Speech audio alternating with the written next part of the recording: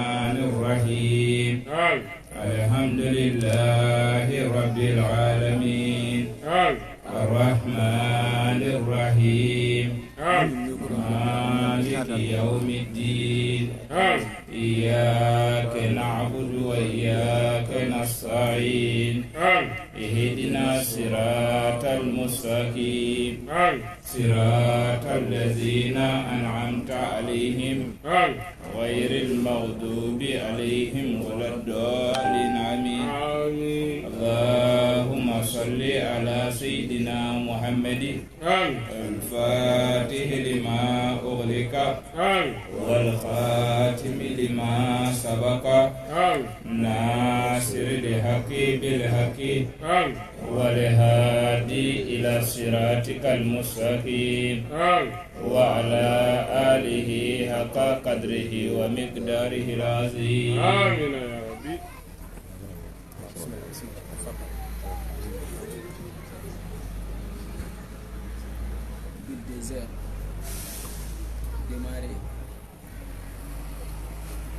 أعوذ بالله السميع العليم من شر الشيطان الرجيم. بسم الحق. إذا كان الحق من القرآن فبسم القرآن، وإذا كان القرآن من الله فبسم الله. بسم الله كافي بسم الله، المعافي بسم الله، الفتاح بسم الله، الذي لا يعلم من هو ولا حيث هو ولا متى هو ولا حتى هو إلا هو. بسم الله الذي لا يضر مع اسمه شيء في الأرض ولا في السماء وهو السميع العليم. ثم نصلي ونسلم على حبيبنا وعظيمنا ووسيلتنا إلى الله محمد بن عبد الله. آمين يا ربي. صلوات ربي وسلامه عليه أفضل الخلق حسبا ونسبا وخلقا وخلقا. الذي جاء بالدين كالشمس وضحاها وشرعتها كالقمر إذا تلاها، ومن سلك نهجه ترفع في النهار إذا جلاها، ومن تخلف عن ملته تهبط في ظلمات الليل إذا يغشاها. وعلى آله الطيبين الطاهرين الميامين المعصومين الذين أذهب الله عنهم الرجس وطهرهم تطهيرا. وعلى أصحابة الأخيار المؤمنين الصادقين الذين قال لهم الناس إن الناس قد جمعوا لكم فاخشوهم فزادهم إيمانا وقالوا حسبنا الله ونعم الوكيل. وعلى من دعا بدعوته وتمسك بسنته إلى يوم لا ينفع مال ولا بنون إلا من أتى الله بقلب سليم. ثم استهل زقيق قائلا ربي اشرح لي صدري ويسر لي عمري واحلل عقدة من لساني يفقه قولي.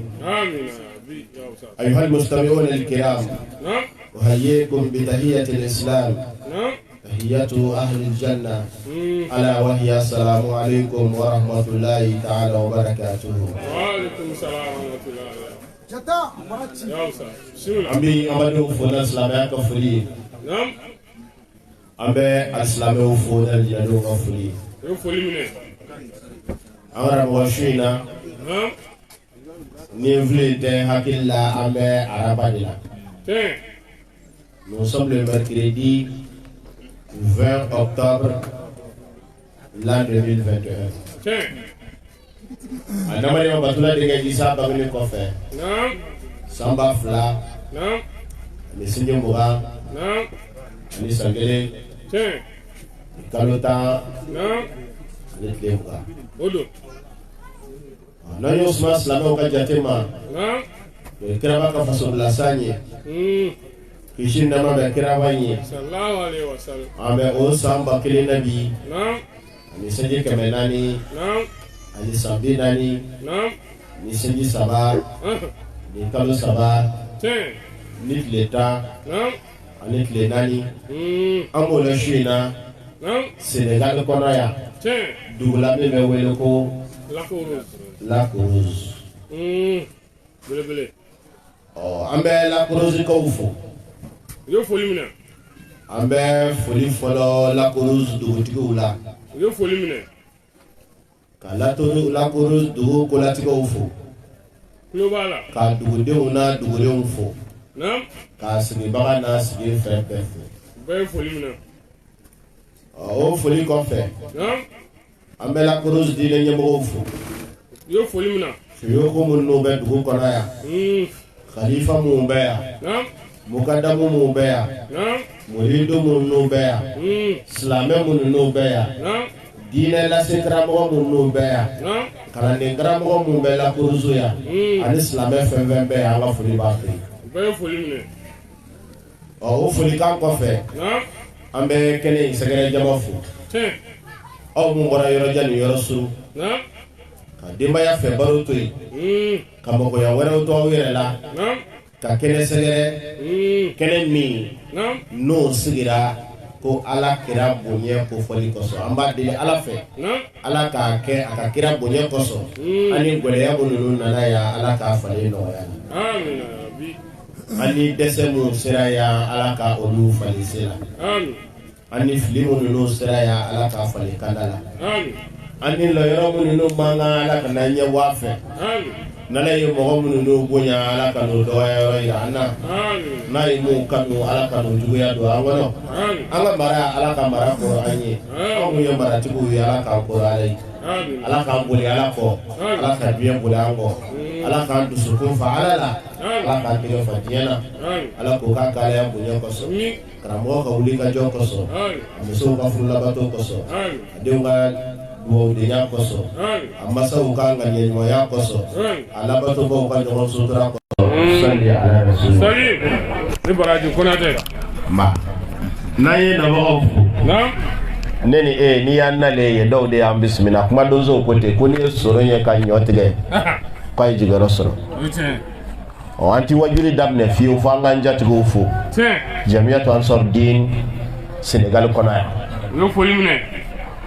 précisément bureau national Dakar onu ka membre be Yo foli mina. ni sanga ina Non. utale do anga sursula Tiens. utale do anga energie boyoro la Oh tiens. utale do anga kanda tayoro la Tiens. a jama famba kumbe Bamako kan walma dow duna Tiens. mais dow toraya Non. wala sa mauludu akase ka célébrer yan fana Non. Dakar yan Sénégal yan Non. ani yoro mununu na kakan no ye nyina 2021 Non. wajuli dugu mununu na kakan nyina ansar bolo pour que akase ka ke anyama Tiens. donc président tora ko bara ke ambana ka bureau fo Yo foli mina. kaka section befo kaka sous-section befo Non. kaka comité befo kaka tonden kelengele na befo Tiens. ka ansar kanubaga kelengele na befo Sénégali ka angara mogo a seyede Chérif Ousmane Madan Haidara kanubaga befo Jara. Yo foli mina. ngara mogo shina Non. ngero abe bali auditoire la munu teya Hey. anga wajuli jama dobeya Non. dobe fangore Tiens. mais aw informele do bi wajuli na kateme oluka Hey. abe yo ambarala a chamana nga akayinde bana Tiens. abe befu munu beya ani munu be yorore Tiens. shina Non. atunga dine nga wajuli deke Allahu akbar. mais amanja de Ayi. minute binani Ha? ndete me okande joli me fe ki brancher dron itlo singama nga kuma yi haklife Allahu akbar na anglais nga hakika ko me hakika me ala kira kula me fe ka boy ni fan do che ka fam Allahu akbar kango man ti loro dongili la gwanza ayo teke ni ala lono yi ibe muhammadu ko koloshi ita mo shi islam ya kono kwa be mangudu hakika la ala lona islam ya mo bayala kibita kira dogo ya do sorala ayo te o koloshi de ay islam ya to wele la mo la kwa to e kotige ka batige ni ya e kira mo ambo abulu siga shitala ato doni wono bon ibe ala koloshi ala drabo ka ko de iba ke ala yere la samba kili ya tek mo ive mais ni dona mo gashi la doro ala ba yirila mo do bi ni dona lu gashi la ala ta yirila de ayre bi do gashi la Allahu akbar ni yedo tando fo ala ki tando ni yedo dogoya fo ala ki dogoya ni yedo juguya fo ala ki juguya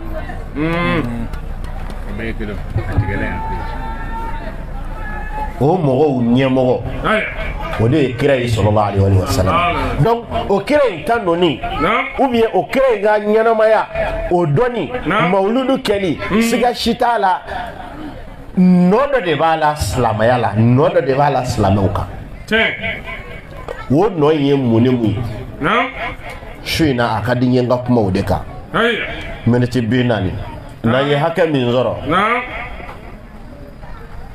aka oduwa usama amma ni wati amla yoro mi ambi joyi parce que nebno minute binani kuma minge oh anga linguiste banvea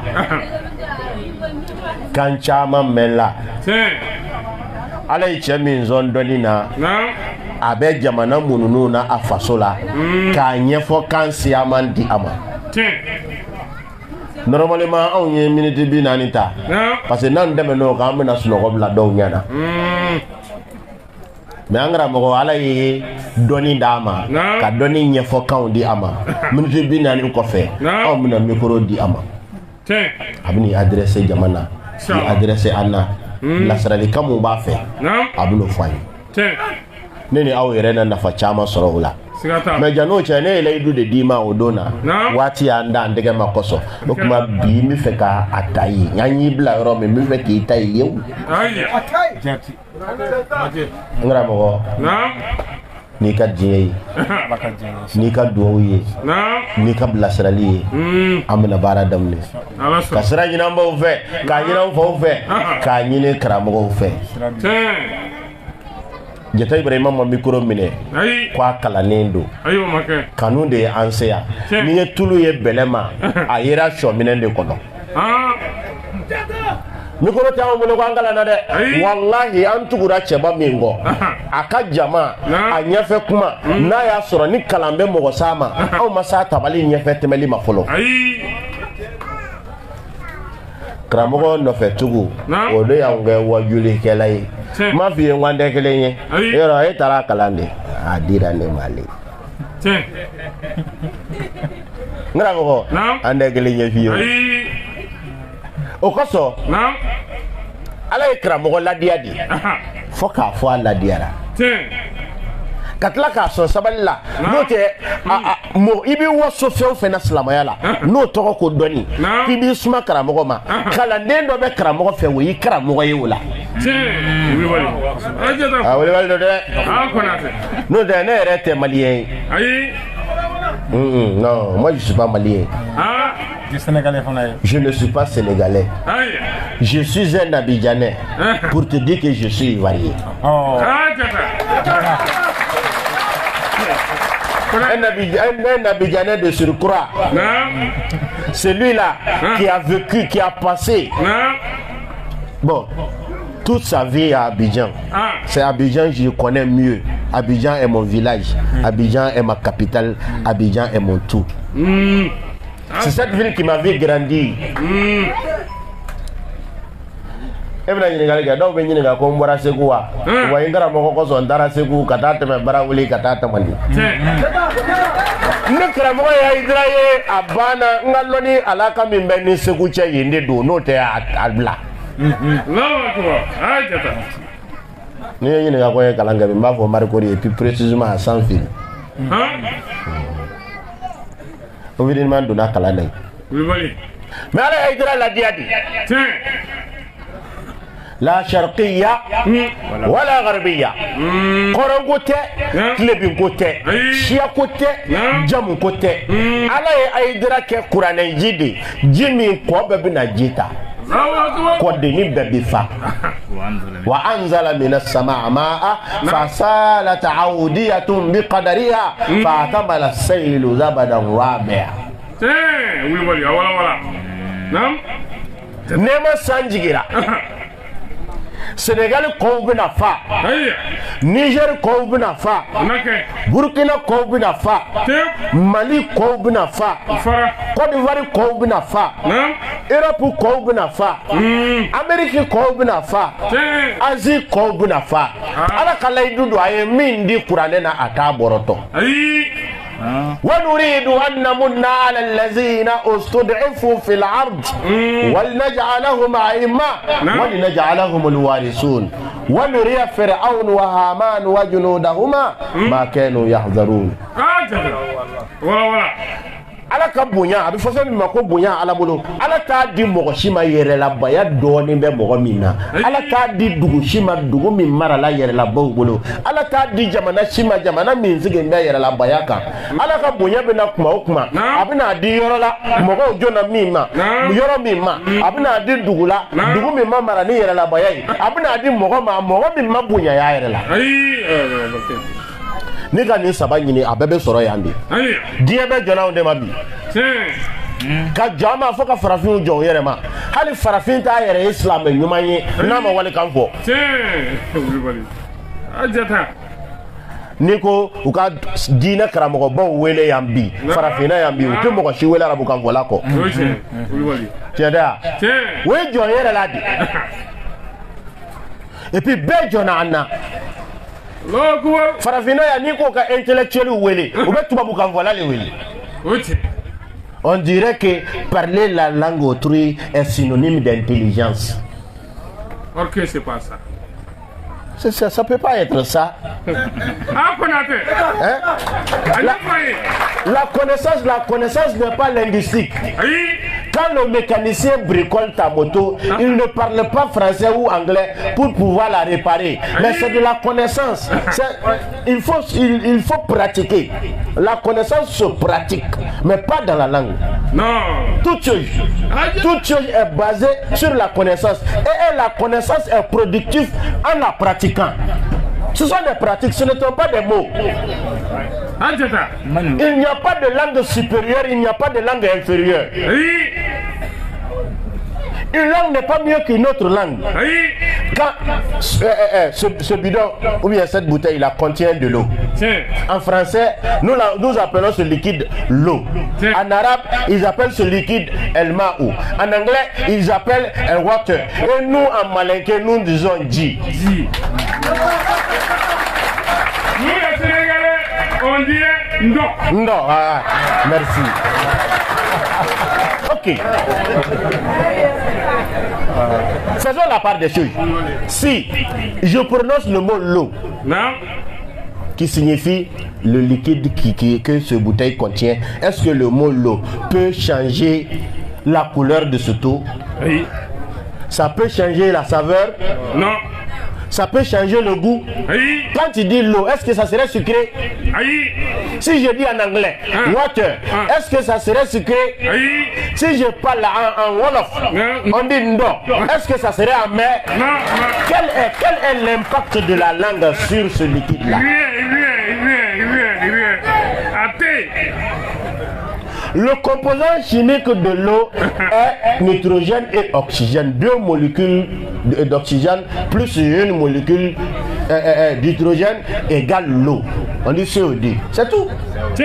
Donc, anglais, arabe, français, les langues, il n'y a pas de langue supérieure, mais il y a des êtres doués. Ceux qui sont doués d'intelligence, il y a des êtres qui sont courageux, qui sont capables d'oser, de chercher et de pratiquer. Sans ces êtres doués d'intelligence, les Arabes ne verront jamais un jour glorieux. Car avant le prophète, ils étaient derrière tout le monde. Halibia. Ita to nganga wajuli ke ngana sirabla ni.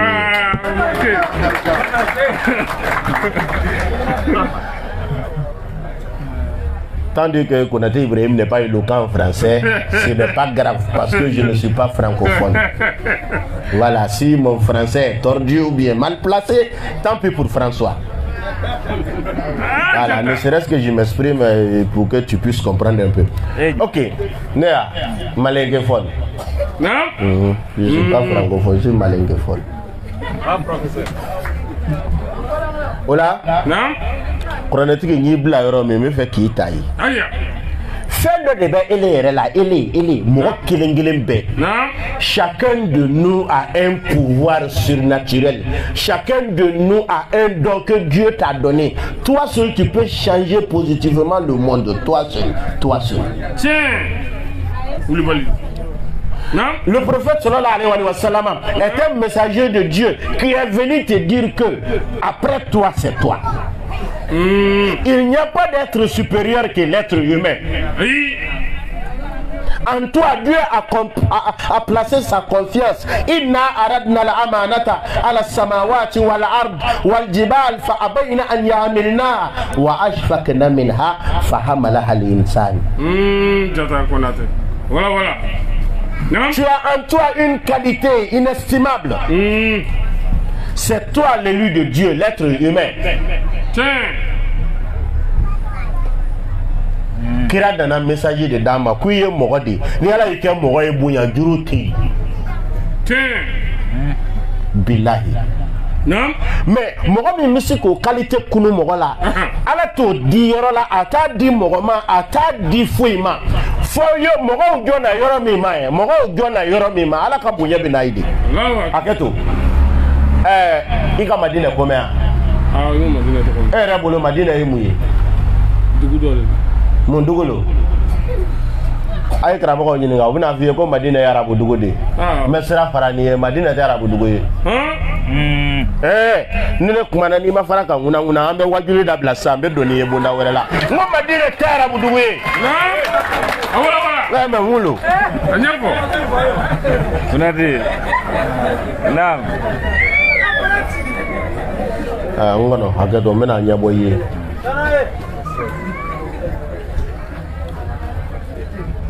moi si dugu be Côte d'Ivoire Ivoirien au de quoi non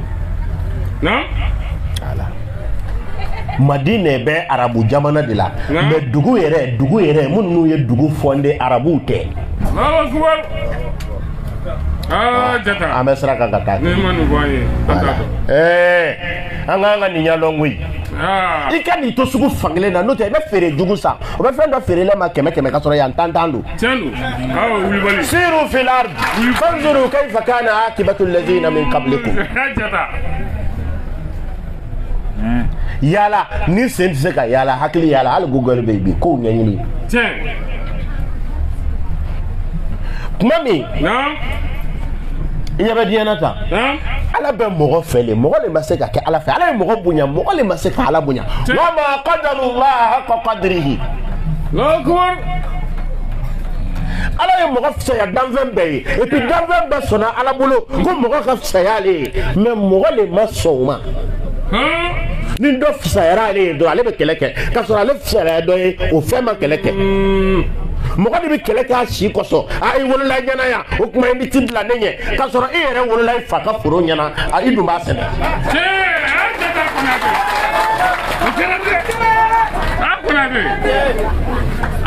nana nzoro ya itibla nenya mo yere nana dugu kono soro ya isigiraka na Abil désert. kuma ni problème de be ala ni mo ko sinon ala ni mo ko makele ko ala te ay mo yere mako nye sira ala yo karifa mo de la bo mo ma so ti o mako nye fende ma ala ni nabi Musa ci na Musa ko bonya tara doro munnu ya bonya taye Musa blaka ala blaku lo yorota ala ni nabi Isa blaka na alayhi salam ko kana Musa no nyana bo no mais historique don ne di makasoro ganga wajuli ke kwa ay o nabi Isa na le Musa no nyana bo la fade shima soro nabi Isa la Isa jugu shitei mingo ala tikelenye mun no ko ala kelenye ko e danike ko kanga bato onu de blala Isa la Isa min chira ala bolo alayhi salam akbar me fanga kunto lu la koso ni mun nu te dina kelena masakewu o yolu shuka bla nabi Isa la alayhi salam magara Isa ka ko ere ko ni ko kundo jogo Isa ama min nyalo ndanda ya nta kele kura fe naam mo ngara ko kele min dige ne bo kele ke kaba o kele ke to ne re min dige generation kura bino lu bino nyana bo no de kele do ya mo bere la folo naam ajata o nabi Isa kumana naam mo munu no ye alabato ala yo bunya فأمن طائفة من بني إسرائيل وكفر طائفة فأيدنا الذين آمنوا على عدوهم فأصبحوا ظاهرين munu no sona ala mo ni mo kanya munu no bana donc ala nana place di sombaga uma ka bonya di sombaga uma ka here di sombaga uma min kunte bambaga ubolo adana laba u ye sara soro fa asbahu zahirin olu de biye olu de be ladegi donc o jama fana nana Isa blaka ala bla lo yoro min soro la ko kolo sini damne Allahu akbar nabila Isa ka ansanje mauna aya fuye ko belebele do bi ko kana ko belebele nkabu ale Isa ye ko belebele nkadi ala ye katima ale Isa ka aye mongudu chama fo o belebele na belebele mina sigi yoro mi ko lu to masere nyafo oto masere fora karamogo bamunu nuye afora olon dina tigi munu nuye olu de wula ku faso bla katama afora kira sigi yoro bina ke yoro mi kano yoro nyini wete masere fona ye kadu kolo min tiga ku sigi o yoro bena khaybarama mais u dugure ya leko una naye khaybara to masere munu no fora ko do ba mangela o mangema koso u pusera doni kata sokura tige ku sige ye ko to wala ko ya friba olu dugure o no sige nyogo yere dama ko masera abake atike ya muna na munanti na muna usigira uyo dugu wele ko ya friba ko nyonjala kiso dugu into kota Madina de ay nite matini voye na akakanga nyenyi sisa na olu dine tigu de tuma fo dine ntawye kwa yesriya ko kira laban bi bo na bora ko abna fara abna bo auna o kuma abe wore mi na abebe ba ala bna ngado ala ka dunia bonye be mi na ka dama ni mo mi matura ko dina ebe malu o foto yahudu fe olu bolo akan ka bo olu de la paso olu de kalana odo na ya soro ni diplôme be olu de docteur yesa bebe ka mun fiye ala de ye bonya tigi ye o kuma ala ka bonya tinye shi mogo shila mogo min ka bo ayere bulu billahi a yoro ni faga ka bo ila pew no te kira ko tono ite fo isora la fi ka faga ka bo dusuku na ko ikalomi ite komilo ko bi se ka bo dugu ma mogo ni dola ilabe na kira te ikaso ina fo shetana te komilo mbora adama na chogomi parce que shetana ba meleke do abado fiye foyitu la yasuna Allah ma amarahum do ale rebolo hal na le bonye o kuma ni mo kanga bla ale nye ko do donina o kanga ke meleke sanve tade mais no te farsugo tigi to do mula shetana kuta imaginer ko loni bi soro dans un dollar mi ti meleke ye ale sanfe c'est dangereux neni fanga labe ko ambi dolo anti dolo neni fanga labe amandogo alabolo me andoro mambo abolo o yere ni na imando alabolo we chiye me idoro mambo abolo de wallahi ni torola ni mogo yi dogoya jana kile dimi o ba sura teme na ala fe folo doro yo ya jani mogo ki toro alo o be ala de toro folo o kuma jani ka mogo toro yi be teme ala de fe toro ka soro ka se ibina min toro ma adalu be kana kawo allo iga mobile kura jole parking na ni mogo min na kaba kana kaba kuru walo vitre kan wa a cheni folo bi se joni ma ene ba mobili mobili tigi ke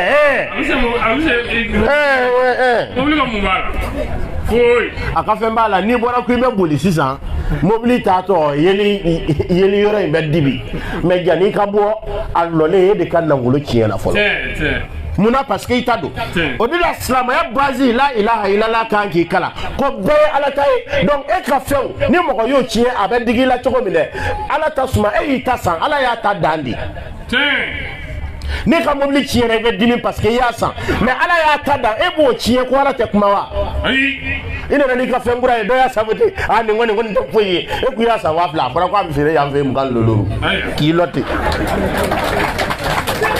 abedigi la no voilà ala ka dalwe ni ya sabote abedigi ala la tende parce que ala le ada monsieur gada yasiri ba karamo ba uzigile do ka golo bla ko kira la bambina na ka nga bolu fe olu bolo mo te ala lon ko olu bo boy nyebe ala la tan abena de me ala tina sira ba fe kuma shi sira fe na li te de sewa no te ala se di mun no ma bet na trave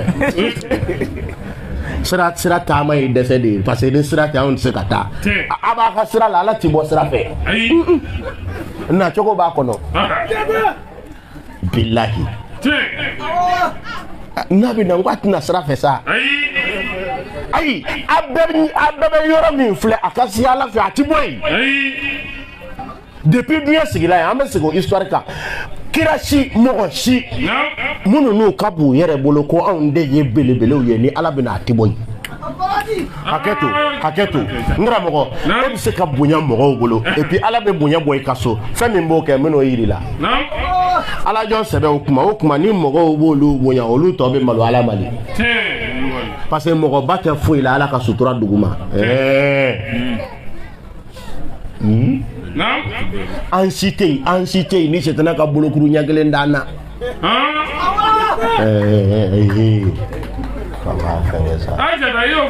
Nemo foda ebolo. La ilaha illallah. Fuiti adama de ni alache sutura ni kanuko no de na ima e buruke ka sutura amenyo ga duloki kuleri amenyo ga kame me kani kuleri bebe famu hakili mina miri ala yodogo amenyo ga duloki kuleri e chogo mina ngumenyo ngani ya ete kumbina lo Chaya ibunya kwa bina ka koya muso yirele ka duwa oke eyo dra ye mi miri na kumbe miri ye koma abi ka duwa kulari ye abi ko mina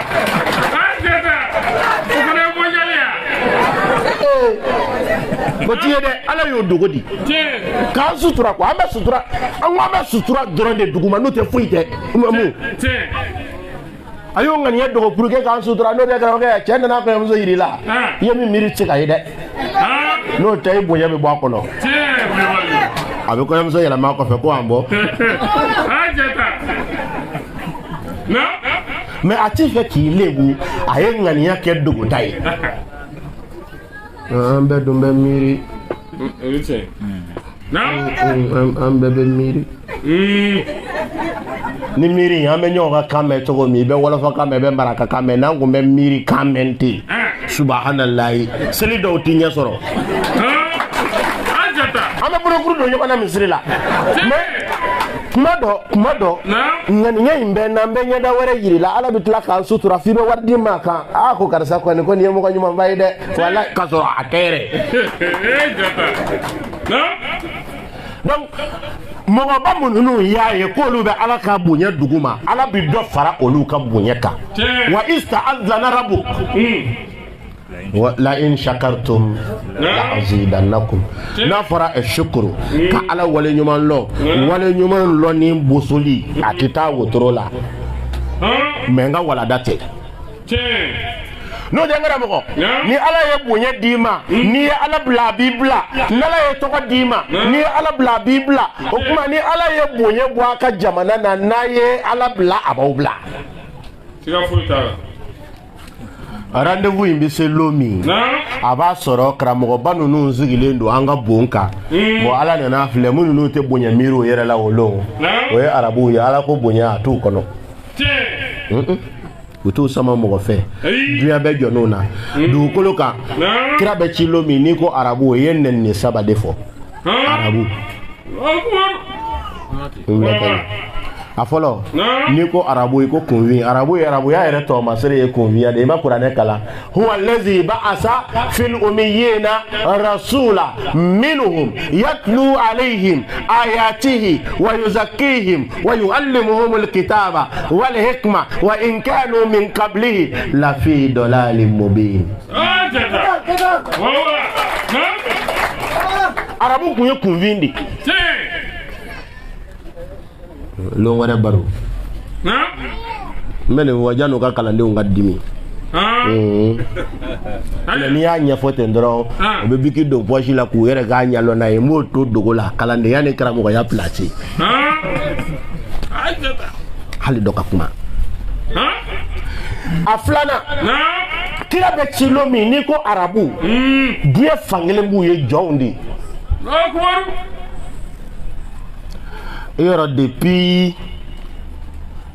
diɲɛ ka faamu commencera ka uruki ka développer faragwɛw nana nunkɔrɔta modèle dɔ ta finmanw kan nabila ibrahima muso ismaila ba o ka jɔnya isahaka ni a bɔnsɔnw o kɔrɔ nabila ibrahima den kelen n'o ye isahaka zuriya ye isahaka zuriya kun bɛ ismaila bɔnsɔn jate jɔndenw de komi ɲɛ bɛ o kuma tɔ tatɔ la bi a faamuna a kuma sabanan ni tun ko mɔgɔ ma ko arabu a bɛ komi ko boli sɔnna quoi kira bi ci lon min arabuw kun tɛ ala kelebandenya o tɛ foyi lɔ a la olu kɔni bolo cɛya ala musoya ala sɛnɛ ala donsoya ala komi an kun bɛ cogo min na mais ala kira sallallahu alaihi wa sallama ala bɛna bila kana yahudiyaw nana yasiriba tu tigɛ k'a kɔnɔ ka golo bila kira bangetɔ a mana kɛ yahudiyaw den ye ala nana mɛ u ye siraba min gosi ala ma b'o fɛ dɛ a bɔr'o kɔfɛ mɔgɔ minnu kun tɛ bonya ye u mɔgɔw kuma bonya ye mɔgɔ minnu na ala nana olu cɛ ma o mɔgɔw cɛ ma minnu bolo olu ka bɔ tɔw ye ala ma kuma olu fɛ o mɔgɔw cɛla min yɛrɛ ma dɔwɛrɛ y'a yɛrɛ ye ala ka jɔn kɔ ala y'a kɛ o den ye abdullah o lon bɛɛ ka jɔn bɛ yen mais ale nin tɔgɔ ye a ye nin mara dɛ an bɛ sira kan o kira in ala y'a di k'a di kun fɔ ni aya dɔ kalan sisan kira in nana de kana yira ile la i kelen ko hali ni faso bɛnna hali ni diɲɛ bɛɛ bɛnna ni kelen wulila dɔrɔn i bɛ se ka diɲɛ dilan i kelen o pièce bɛ ile la foyi t'i la qualité gansan kɔ et puis i dantɔ i jamu kana gɔ i na i siya kana gɔ i na i woloyɔrɔ kana gɔ i na i bangebaga kana gɔ i na parce que olu ye ala ka latigɛw de ye ala y'i ye k'i kɛ farafin ye ala ma tromper dɛ ate komi idan do ala tromper la ka couleur do faray kan ki finde aya la wula kama yeredi ikaka chende ala ma tromper de aya la wula kama de ki do ni ngar zigela ifai na ya soro ne bolo ni ma bate okuma ne te ma badde ijija ifa ka ke ma ba fai ni ne fati nyana fai ijija idenga ki nyana deni ijija adenga ke anyana deni ni ne ma bonya soro aka jamana ka bonya nyini jamana yi ni ma bonya soro fasola bonya nyini faso yi ni ma bonya soro balemauna e ka ke bonya ye ubolo ilse laqad kana lakum fi rasulillahi uswatun hasana wallahi ni ladigili yoro nyuma be ala kirala kan ibolo jigi ka fone fa sara kan meru mogo dafe parce que ne fa sara kan to gole ya bulu parce que ne fa sara kan kanyena ma dulu mogo la parce que ne fa sara parce que chami nana kana duye kunu ko mogo bi bo 0 kata euro ora kunte fatigi laqad kana lakum fi rasulillahi uswatun hasana ikani to dunia mana marabara bolo ko iba sara kira yere kunte batigi laqad kana lakum fi rasulillahi uswatun hasana kana fone jamana nyagamine do kwa ciena kaba kira bangira jamana mina o jamana nyona jamana nyagamine de diana Allahu akbar on vle gagner yo fofu ne mo fo o ya sebe oko ko alkaba ci to kallo sindo ay ni lamene la ilaha illallah muhammadu rasul ngodo ka burambo ya digabe do la konoli da wa burambo ya digabe na ni taro di do madra bi fona yi korati ko ala kira sallallahu alaihi wa sallam ko sindo ku ye alkaba ci ubuna joli kura ya ko ci to kaba dobe alkaba la we lo horoma kaba ay ni kuma me ga yede ngono na ha lo horoma ko ni fenda bunya ko lo horoma bala akira shiriku ye ko kuma alkaba e josole wa lo horoma kaba e bala yi halizini ni tara adobe grefe ni kundu na bara kono ondire ko akadi ko sobe hiji de ubi nyo agara ko yere kundu na de yara bi ala ka ndaw do ala ga mbeta do akono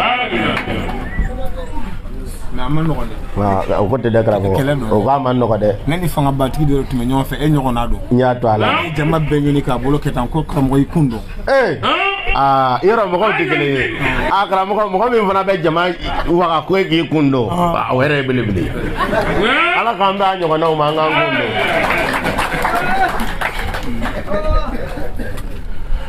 ko mbuka kuma de laka ko do la ka ko do lawuli arabu yere la ni kira kunta ko placer quoi ko asera kaba imbla lima comme le rama ko le kobalo be ko on ne va bla jamana kele o mabaka on de babla o tabla on de babla kwa kera mangai ka kekele okumna marama fenta nyon kama ko wakilima ko bo kanga bara bla bi sinina nana ni mo ko fola min dona ankaya ko be kiriti ga ni nyogonche ko odo mo ko fola min nana do jamaka ko kunye ala kire sallallahu alaihi wa sallama o ba sura ka kire ama bangede ala ma ci ko kuma mo ko fede ko kira le nana do mo ko ma ko kaba indalilo amini nga nyon va ala karsan no ko bata olu dunda oni dugure ya che on de na kaka okuma ko kira ko bashi de ko abe ka munyo ko kira ya ka jalamugo bo sallallahu alaihi wa sallama jalamugo imbole ka kabakuru brinti ka bla jalamugo chama katla ka fo au kabila karsa au kan nungu mine au kabila karsa au kan nungu mine o kuma ka jama faranyonga ben na je ka jalamugo ta ka kabakuru ta nyongo ve ka ta sa bla rola are ya brinti ka be ala kira sallallahu alaihi wa sallama wa ailo ne doni mais ni ngoro idi ko ni kira kunte ku ka jamana nyana bonte o me akora idi ni mangande wule sinangaliya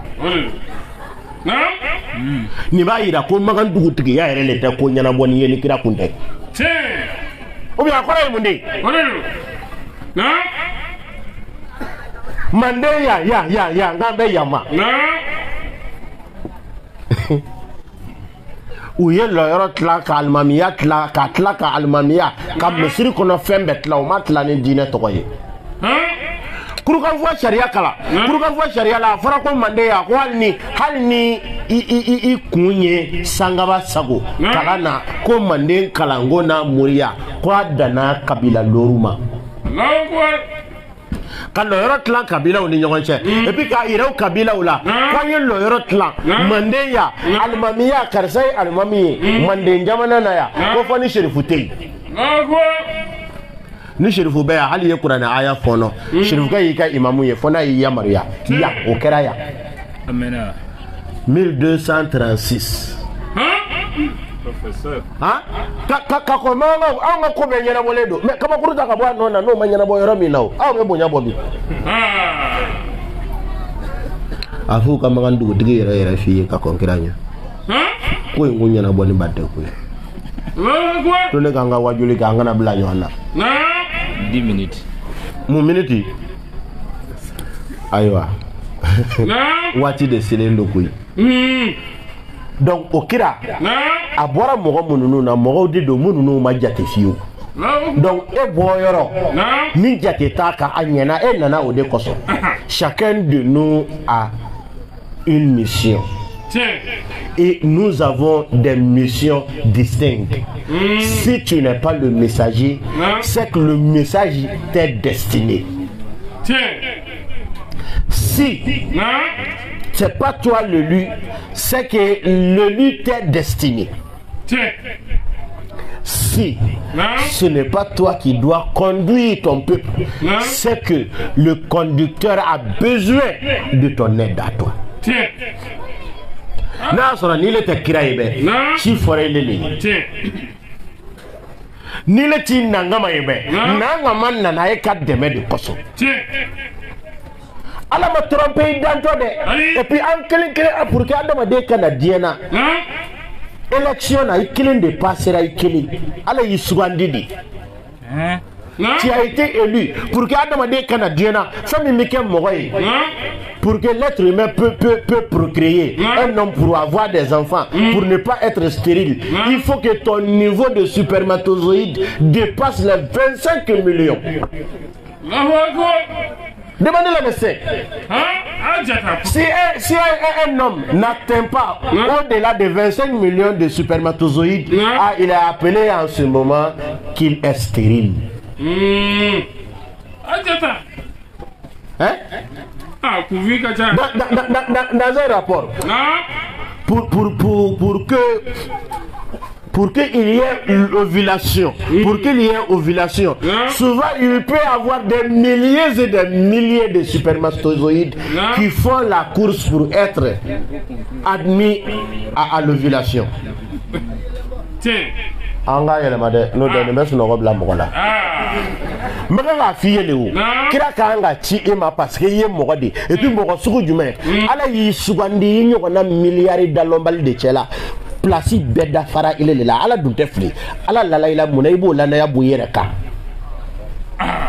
degun min b'i faso la e de bɛ se k'a wuli mais ne ma so la e man ka kɛ degun ye ka la i faso kan ɲɛji min b'i faso la e de kan k'a cɛ ne ma so la e man ka kɛ ɲɛji ye k'a bila fasodenw ɲɛna degun min bɛ diɲɛ kan e de bɛ se k'a wuli mais ne ma se k'o wuli i man ka kɛ degun wɛrɛ ye baro bɛ yen kira nana o dɔrɔn de f'i ye et puis a m'a fɔ nɛn na dɛ a y'a kɛ de k'a yir'i la ale yɛrɛ ye exemple de min bɔra yɔrɔ la yɔrɔ min kun tɛ foyi ye k'a yɔrɔ bila fɛn bɛɛ sanfɛ n'i ka mɔgɔya histoire tila san 6000 de don mɔgɔya histoire ye san 6000 de il y a l'antiquité le moyen âge l'époque moderne et l'époque contemporaine an b'a a tila naaninan de la san 6000 in na kira kelen ka san 1000 de ta moyen âge ko bɛɛ y'ale de a bɛ ka arabuw bɛɛ kɔ k'u bila bɛɛ ɲɛ ile bɛ so la i ye mɔgɔ de laqad ja'akum rasulun min anfusikum mɔgɔya de don n'i ma kɛ kira ɲɔgɔn ye kan ka kɛ i ɲɔgɔn ye i ɲɔgɔn ni le ma ci fore de o kuma ci fo kun te gwanzai ni kun ti se ala ta fa ikake la yukallifu Allahu nafsa illa wusaha ala ma fo ikka dafa ala bi fe kan yede nyei fasola ala bi fe kan yede nyei ka dugula ala bi fe kan yede nyei ka diya sigila ala bi fe kan yede nyei ka mogoyala meno nyuma ya ma fono jo ere la abi se jo ne ma ne ma se ki yere ye dubale na ka ala tando abi fe jo ne ki ye ka yele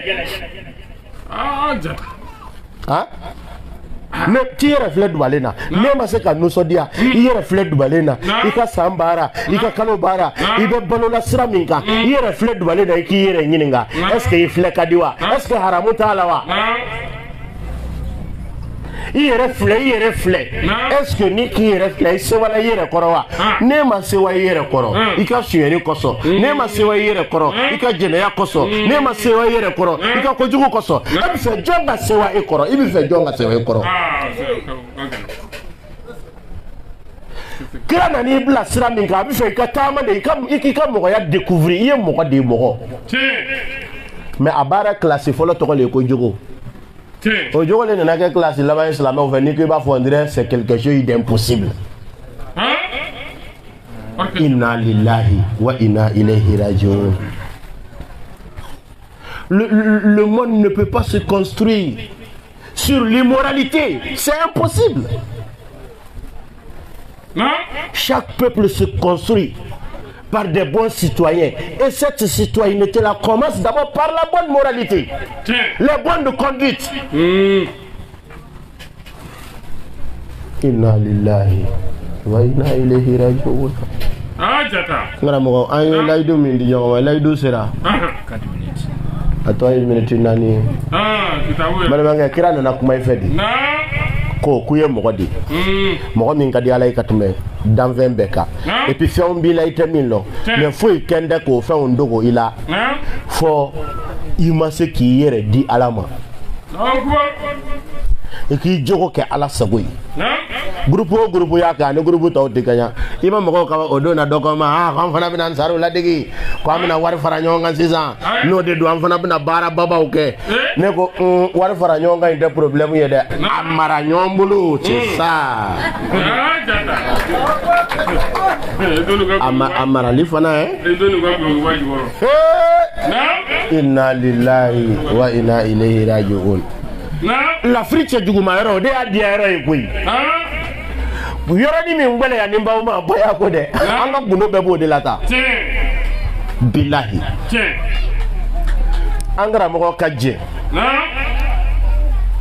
bamba koko kaje kaiko kana kwale na mauludu la ya billahi ay laydu dota ayereka ni kira yembla bara nyuma mina mboke o kira ko anga nyemo labato anga le kira sodongo labato o kira angara mo no kira so mo labato de nana ni chenye au fesi na ngalia no ta foite avant mo ko wara kana na adina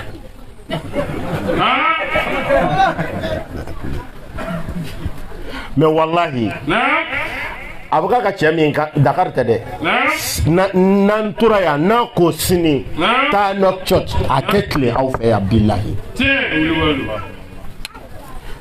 wala discipline min be ana anga laydu indedu force min be ana anga laydu indedu salamo ate ala ata ko miriwa okuma laydu ijando ala nati bole kamene laydu anya fola cha sara min dawo yede et puis munno banana luta nya foli rek ak bele antai Allahu akbar munno bana baya lo gulu ka baya nya foli ka bele antai parce que lu ko baya min fle ka ma famude ko slama du ngante de ko kono ko yere di du ko ko cheman che yere di du kwa bon ni baya islam ya kono ko yo amanga karama ko nyine ko mo lu be islam ya fa nyumeli ebe fa nyumeli ni fembe islam ya kono ne te islam ya kokan yo kono ko manga ta ke dande olu ta gbɛlɛra un ta ye o an ko donkan don olu ko non ko kɔnɔ ko yɛrɛ de don ko ya cɛ ma o kɔrɔ normalement jɛna an k'a lɔ dɔw ɲɛ ko an b'u don dɔ la don aw mun bɛ cɛ ma ko problème b'aw yɛrɛ de la fɔlɔ parce que ko a kɔnɔ ko don k'aw de kan k'a kɛ an ko tiɲɛ don dɛ a kɔnɔ ko don baw mun b'a kɔnɔ aw k'a kɛ anw bɛ lɔ da la ni mɔgɔ min bɛ fɛ ka na don kɔfɛ an b'a d'o ma a bɛɛ tɛ kelen ye wa u ko non ko ala kɛlen k'a fɔ ko ya ayuha nabi iza ja'aka almu'minat ko ala y'u ka mu'miniya sabati kaban an ko bɔn ni ala ye mɔgɔ min ka mu'miniya sabati n'o tilala ka baya kɛ o ne ma baya kɛ e ye jumɛn ye sisan fɛn min dira mu'mini ma ni mu'mini m'u kɛ dun a tɔgɔ tɛ yen ja aya in wallahi kuranɛ jigila sherifuw ka so bilahi an bɛɛ taara kɔrɔn ka taa tilebi Seydama Tijani ye nin aya in sama k'a bɔ an sen kɔrɔ la ilaha illallah ni baya sosolaw ye nin mɛn u t'a fɔ kun parce que ko ala ko ya ayuha nabi iza ja'aka almu'minat yubayi'naka ko ala ye mu'minatu de fɔ alaya ko ala ye mu'minatu de fɔ k'a fɔ ko ni mu'mini musow nana i ma donc ko b'a yira ka ban ko mu'miniw de don ko silamaya donkan tɛ mais ko o mu'minilaman de ye baya kɛ sherokɛ ka walada mɛ dɛ ale ko bɔn ko n'o kuma ye tiɲɛ ye ko an k'a to o ma mais ko kuma wɛrɛ fɔra ko ya ayuhal lazina amanu aw ya ayuhan nabi don a ye n daminɛ fɔ n ye tan ko iza ja'akumul mu'minat al muhajirat ya ayuhal lazina amanu iza ja'akumul mu'minatul muhajirat famtahinuhunna ko hey aw mu'minu ko ni mu'mini muso hijiraba to nana awma wayu korobo famtahinuhunna ne ko shiru ke muna untan dlo awla ne kuma medro ne son lo nganzigi folo billahi ala ka doni be didi wattaqullaha wa yuallimukumullahu wallahu bikulli shay'in alim ya hidra ayini wala mboro dara ako ko afara ko mu'mini de boyan fana afara ko mu'mini de ma aye kramo be yininga muhajiratu mununu be na no imtihanu be ko kuna ko korobo aye yininga ko jonga islam musulu ko wala tumsiku bi ismil bi samil kawafir le lermi nan sarati loka basira dalu min be bayala adahijila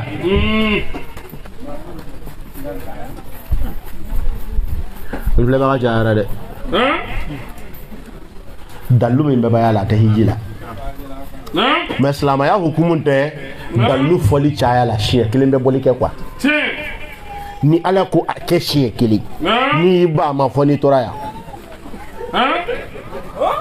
shia kili ou bien ne kira ko akeshe kili et puis kuma kan wara mana memena ko no ke tuma de do ou bien ke yoro do de do ni ya to foni toraya